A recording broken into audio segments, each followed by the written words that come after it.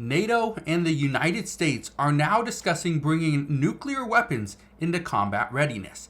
This is as a result of Russia and some of the stuff that they have been doing lately.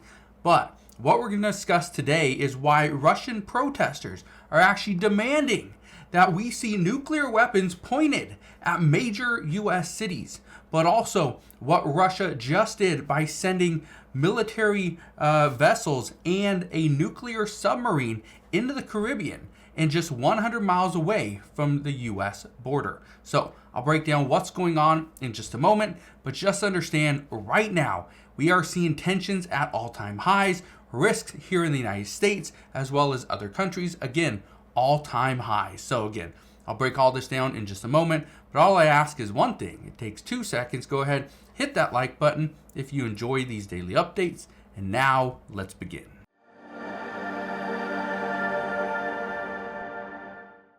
So the United States and NATO are discussing bringing nuclear weapons to combat readiness simply because of everything that has gone on. Just look at this.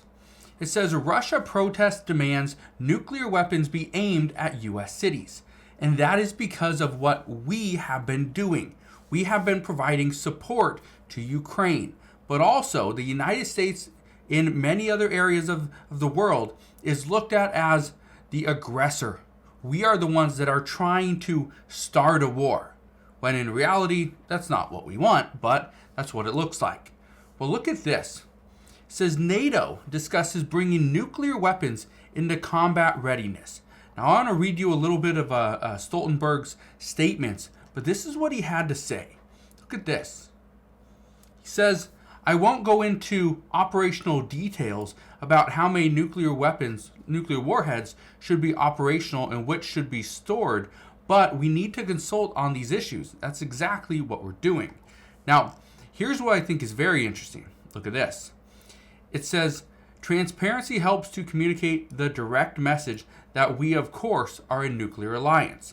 NATO's aim is, of course, a world without nuclear weapons, but as long as nuclear weapons exist, we will remain a nuclear alliance, because a world where Russia, China, and North Korea have nuclear weapons and NATO does not is a more dangerous world. It goes on to say, and that means that in a not very distant future, NATO may face something that it has never faced before, and that is 2 nuclear-powered adversaries, China and Russia. Of course, this has consequences. We've known this. We have known that China has been supporting Russia in their quest to take over Ukraine.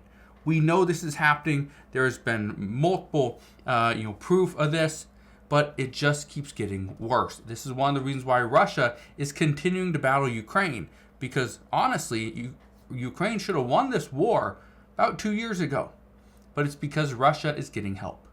But look at this. It says Kremlin calls NATO chief's nuclear weapons remark an escalation of tensions. That was just from today. When we see an escalation of tensions, when tensions are already high, that's concerning. But this is also one of the reasons why the United States and all of NATO has been prepared for some time. Here's the problem. China is years ahead of the United States. Okay, the United States is years ahead of other countries. So when China is years ahead regarding their weaponry, that's a problem. That means we have to spend more money on nuclear weapons and making sure that we have the technology. But look at this. It says global spending on nuclear weapons is up 13% in a record rise. It says states are on course to spend $100 billion a year, driven by a sharp increase in U.S. defense budgets. We have seen our defense budget just balloon up. It's gone crazy, but at the same time, experts say that we have to spend that, because if we don't, we could potentially be at risk. But at the same time, is the current administration trying to get us into these so-called wars, trying to increase tensions around the world so that we can funnel more money into these different projects? Possibly. I hope not, but possibly. Look at this. It says nuclear-armed nations are deepening their reliance on their nuclear weapons. It says the 9 nuclear-armed states spent a combined total of $91.4 billion on their arsenals in 2023. A Swedish think tank said, with the U.S. the biggest spender. Well, we won something. We won the Big Spender Award. Well, the problem is there's still nothing that we've won. We've kept our country safe for now, but again, what have we really won? Well, here's where things get interesting. This is an article from Business Insider. It says the U.S. is considering deploying more nuclear weapons to deter Russia, China, and North Korea, according to a UN official. But here's what you need to know. Even though the U.S. is considering deploying more strategic nuclear weapons, the problem is, we got to fund it. There's other things that are going to be, hurt because of it. One of those things is likely going to be Ukraine, where you're not going to fund Ukraine's war as much as we have been.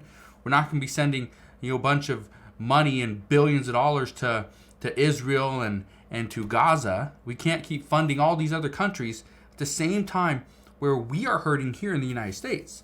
So it's because of this.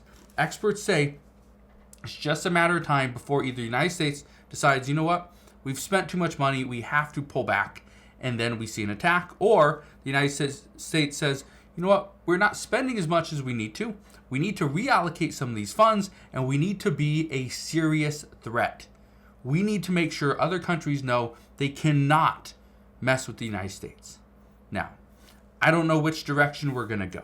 The only thing I know right now is that based off what Stoltenberg just said, and based off what the Kremlin responded with, that we are seeing increased tensions, and again, this could mean additional consequences. It was an escalation of tension.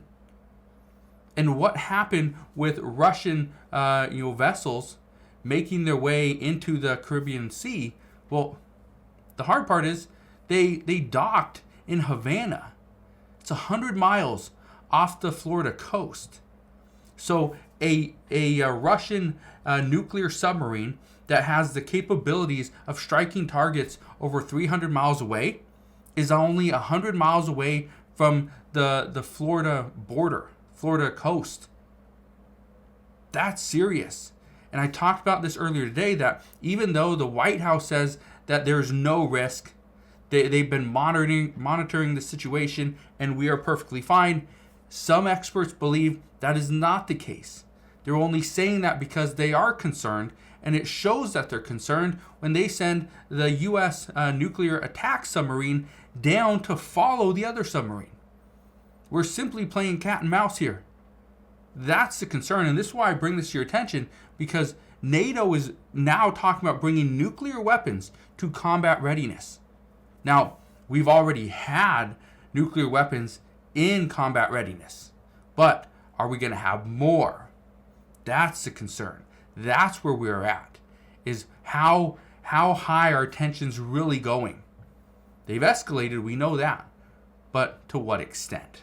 So we'll see that moving forward. The only thing I can tell you right now is just be prepared. We never know what's going to happen, so make sure you guys are staying up to date on all the latest news and updates, because if you're not, you will be shocked when something actually does occur.